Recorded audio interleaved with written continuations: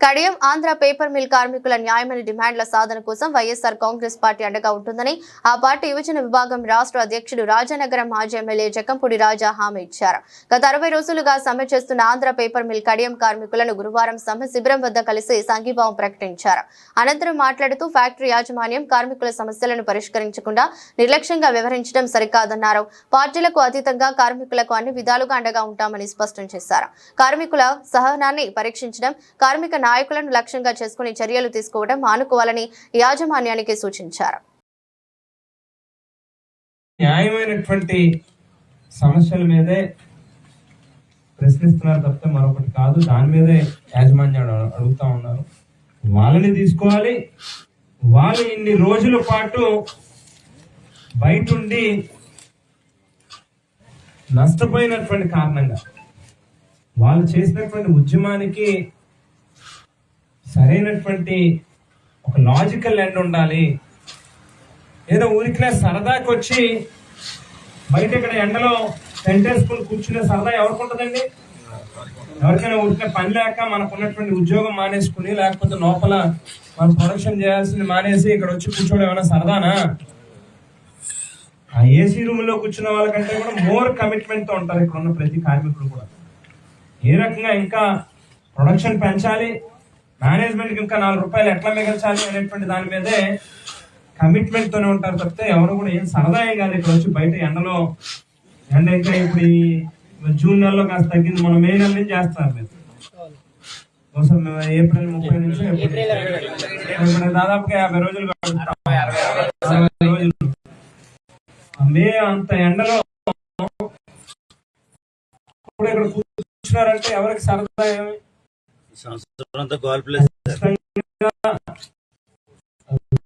Logical ఉండాలి. Government అడుగుతాం, industries నడిచేది ఎవరో ఒకరి జేబుల్లోకి డబ్బులు వెళ్ళడం కోసం కాదు.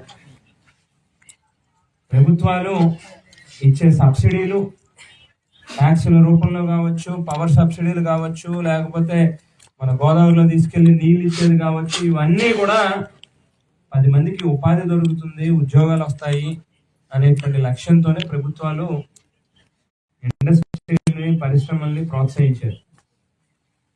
ఆ లక్ష్యం నెరవేరినప్పుడు ఎందుకు టాలరేట్ చేయాలని చెప్పని కూడా అడుగుతా ఉన్నారు. సరే, ఒక ప్రశ్న రావచ్చు, అలాగే మనం అధికారంలో ఉన్నప్పుడు కూడా ఇదే రకమైనటువంటి సమస్య ఎదురైంది. నా వరకు కమిటెడ్ గానే ఆవేళ కడియం పేపర్ మిల్కి సంబంధించిన కార్మికుల సమస్య వచ్చినప్పుడు కూడా నా వంతు నేను చేశాను. ఆవేళ కర్మో ఏమో కానీ మా పార్టీలో కూడా ఒక పనికి మాలిన వ్యక్తి ఉండడం, మేనేజ్మెంట్కి కూడా కొమ్ము కాయడం, అతను కూడా రాజకీయాల్లో కార్మికుల పట్ల ఉండాలన్నా, మేనేజ్మెంట్ పట్ల ఉండాలా అనేది ఇంగిత జ్ఞానం కనీసం లేనటువంటి వ్యక్తి కూడా ఆవేళ మా పార్టీ నుంచి కూడా ఒక ప్రజాప్రతినిధి గెలిచిన కారణంగానే నిజానికి ఒక రకంగా మేనేజ్మెంట్ ఇవాళ ఎంత మొండిగా, ఎంత కనీసం చలనం లేకుండా తయారవడానికి కారణం కూడా బహుశా అది కూడా ఒక కారణం. సో ఇవాళ ఉన్నటువంటి ప్రభుత్వాన్నైనా డిమాండ్ చేస్తా ఉన్నాం. మంత్రి గారు దుర్గేష్ గారు వర్క్ చేస్తా ఉన్నాడు, ఆయన ఏమి ఇగ్నోర్ చేయట్లేదు.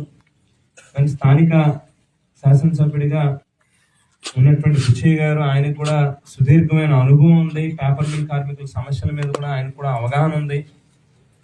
వారిని అడుగుతా ఉన్నాం, ఊరికినే కంటి తుడుపు చర్యల కిందో లేకపోతే జస్ట్ ఊరికినే మొక్కుబడిగానో కాకుండా సీరియస్ గా మీకు అవగాహన ఉంది, కార్మికుల సమస్యల పట్ల అధికారం ఉంది మీ చేతిలో, ఈ సమస్యను ఏదోలాగా పరిష్కారం చేయడానికి గట్టిగా, ఊరికినే ఏదో ఊకొచ్చుకుని కొట్టినట్టుగా చేస్తే పనులు కావు.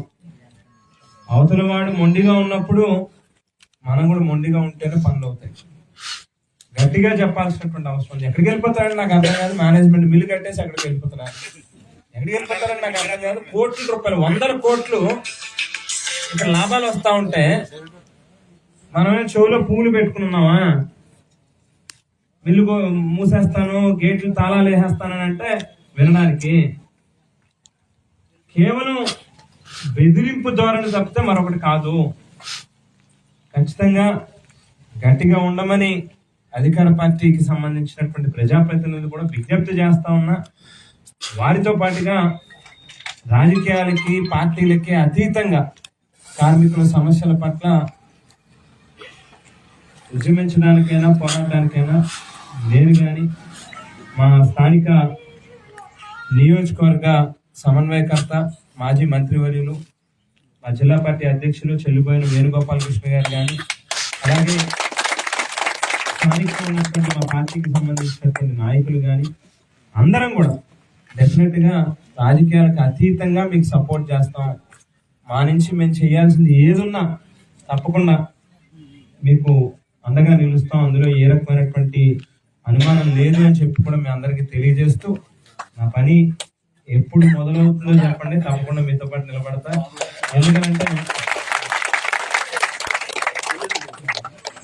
ఎందుకనంటే ఊరికి మేము వచ్చిన తర్వాత మళ్ళీ ఎవరో ఒకరు మీలో మీకే మళ్ళీ చీలికలు వచ్చి రాజా ఎందుకు వచ్చాడు, దుర్గేష్ గారు చేస్తున్నాడు, లేకపోతే బుచ్చి గారు చేస్తున్నాడు, లేకపోతే ఇంకొకరు చేస్తున్నారు, ఆయన రావడం రాజా రావడం వల్ల, గిరిజాల బాబు గారు రావడం వల్ల అవసరం ఆయన ఆగిపోతున్నాడు, ఇట్లాంటి ఈ మాటలు రాకూడదు. కాబట్టి మీ అందరికీ చెప్తున్నాను, పార్టీలకి రాజకీయాలకి అతీతంగా మీకు నిలబడతాం. ఖచ్చితంగా మా వల్ల మీకు ఎక్కడ లాభం జరుగుతుందో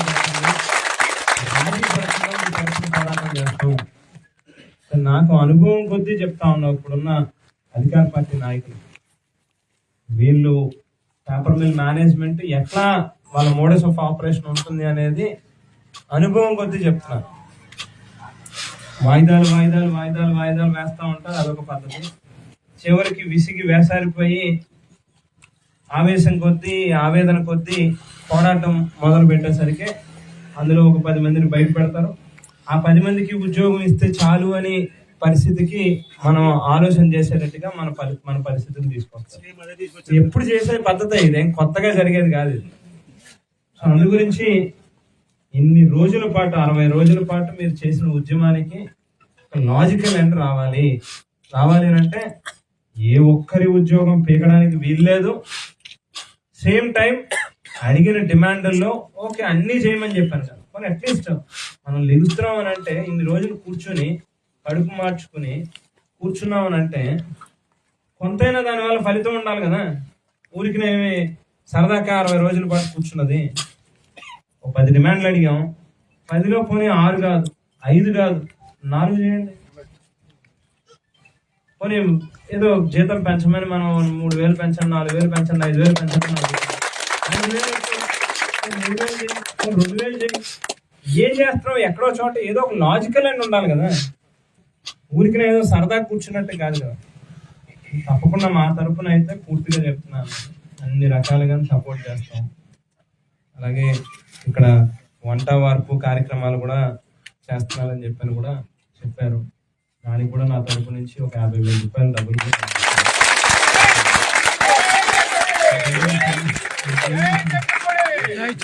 సమస్య ఉన్నా కూడా చెప్పండి, తప్పకుండా మా తరఫు నుంచి పూర్తిగా ఎప్పుడు మీతో పాటు యాక్టివ్ రోల్ తీసుకోమంటే, ఎప్పుడు ఇన్వాల్వ్ కామంటే నేను కానీ బాబన్ కానీ వేరు గారు కానీ అందరం కూడా ఇన్వాల్వ్ అవుతాం. ఓకేనన్నా?